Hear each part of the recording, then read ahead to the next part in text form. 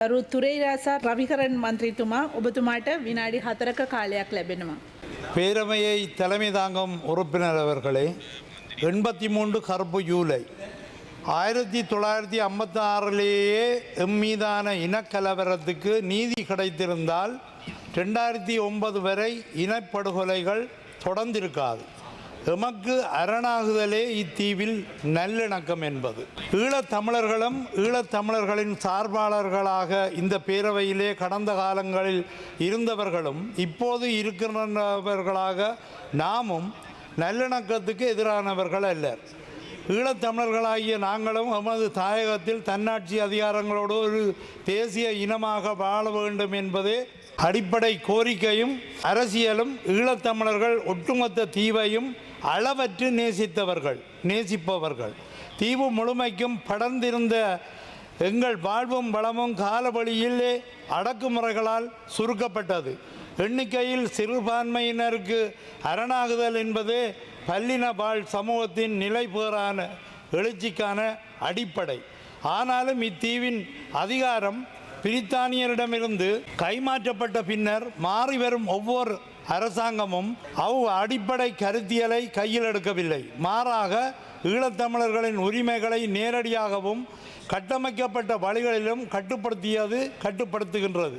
பேரவை தலைவர் அவர்களே, கருப்பு ஜூலை என்பது ஈழத்தமிழர் அழிப்பில் தொடக்க புள்ளியும் அல்ல, முற்றுப்புள்ளியும் அல்ல. மாறாக கட்டமைக்கப்பட்ட இன அழிப்பு வழியிலே கருப்பு ஜூலை ஒரு கால்புள்ளி. கல்லோயா குடியேற்ற திட்டங்களுக்காக 56இல் கொல்லப்பட்டோம். எங்கள் வாழிடங்களில் இருந்து அப்புறப்படுத்தப்பட்டோம். தனி சிங்கள சட்டத்தை எதிர்த்தோம். அதனால் 58இல் மீண்டும் கொல்லப்பட்டோம். அகிம்சை வழியில் எங்களின் உரிமை குரல் உயரும் போதெல்லாம் அரச இயந்திரத்தின் துணையோடு எம்மீதான அடக்குமுறைகள் இனக்கலவரங்களாக தொடர்ந்தன. 77ஆம் ஆண்டின் பின்னர் 81இல் யாழ்ப்பாணத்தில் நேரடியாக எங்கள் நூலகமும் கடைகளும் சொத்துகளும் அரசு ஆதரவோடு எரித்து நாசமாக்கப்பட்டன. அதன் பின்னரே இன்றைய ஒத்திவைப்பு வேளையில் உரையாடப்படும் கருப்பு ஜூலை கலவரம் அரங்கேறியது.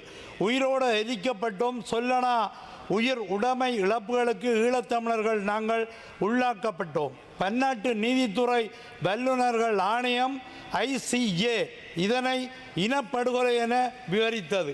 இதன் தொடர்ச்சியாக சிறைகளுக்குள்ளும் அரசு ஆதரவோடு தமிழர்கள் மீதான இனக்கலவரங்கள் கட்டவிழ்த்து விடப்பட்டன. 83 வெலிக்கடை, 97 களுத்துறை, 2000 பிந்துணுவேவா என இப்பட்டியல் நீண்டது. பல்லினவாழ் சமூகம் இத்தீவில் மட்டும் வாழவில்லை. மாறாக பல்லினவாழ் சமூகம் வாழும் அனைத்து இடங்களிலும் இவ்வாறான அடக்குமுறைகளும் இனக்கலவரங்களும் தொடர்ச்சியாக ஏவப்படுவதும் இல்லை. இன்று எங்களுக்காக இறந்த எங்களின் உறவை நினையும் ஏந்த இயலுமாக இருப்பதுதான் சுதந்திரம் என்று இருக்கும் நிலைக்கு இத்தீவில் சுதந்திரமும் சுருக்கப்பட்டு விட்டது. உரத்து கேட்டு உயிர் மாய்த்து இன்று செம்மணியில் என்புகளாகியும் இத்தீவிலே எங்கள் நீதியை வேண்டிக் கொண்டிருக்கின்றோம். செம்மணி உங்களுக்கு ஆப்பு என்பதையும் சொல்லிக்கொண்டு அடக்குமுறையே சமஷ்டியை கோரியது, அடக்குமுறையே தனி ஈழத்தை தீர்வாக்கியது, அடக்குமுறையே இன்றளவும் இத்தீவிலே இயல்பான எங்களை வேறுபட்டவர்களாக காட்டுகின்றது. எங்களின் நீதிக்காக நீங்களும் குரல் கொடுங்கள். எங்களுக்காக பல்வேறு வழிகளிலும் போராடியவர்கள் அரசியல் கைதிகளாக சிறையிலே வாடும்போது நல்லிணக்கம் எப்போது மலர்ந்துவிடும். கடைசி அரசியல் கைதியும் சிறையில் மரணிக்கும் வரை கூட இந்த அரசின் நெஞ்சும் கல்லாகித்தான் கிடக்குமா? தயவு செய்து நாங்கள் தானுங்கோ கதைக்கணும். இது எங்களுக்கு கதைக்கிறாக்கு இப்படி நேரம் மட்டுப்படுத்தினா இந்நேரம் ஆரோ கதைக்கிறீர்கள், சண்டை பிடிக்கிறீர்கள். நாங்கள் கதைக்கிறதுக்கு நேரத்தை சுருக்கிறீர்கள். அரசை ஆதரவாகி நின்று மேற்கொண்ட குற்றங்களுக்கு அரசை எவ்வாறு தீர்வு கொடுக்க இயலும்? பன்னாட்டு விசாரணைகளுக்காக குரல் கொடுங்கள். ஈழத்தமிழர்கள் ஒருபோதும் நல்லிணக்கத்துக்கு எதிரானவர்களாக இருந்ததில்லை. மாறாக பல்வேறு வழிகளிலும் தம்மை தற்காத்தபடி உயிரிழந்து, உடைமை இழந்து, நிலம் இழந்து, அடையாளங்களை இழந்து தொடர்ந்தும் தமக்கான நீதிக்காக போராடி கொண்டிருக்கின்றார்கள்.